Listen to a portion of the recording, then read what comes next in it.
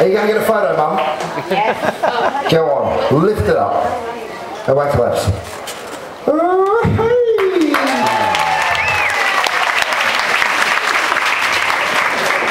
So pretty, right? And then you just get your big corn chips. And I do them rough like this. See how we've just torn them up into these big rough pieces? Do you know why I do that? So everyone knows that I made them myself.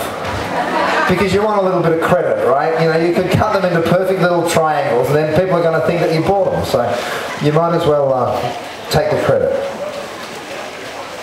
Beautiful. Doesn't that look great? Have you got a copy of my book, Mario? Sweetie, this is for you. You come and see me straight after, I'm going to sign it for you. Right. Oh no, come back, you have to taste it. Oh, you were making me nervous. Forgot the most important bit. Okay, so dig in. Don't worry about that. Don't worry about that. Just dig into it. You can use a spoon. Here's your mum. Can you bake it? No mayonnaise in the crab. Now she wants to bake my tortillas.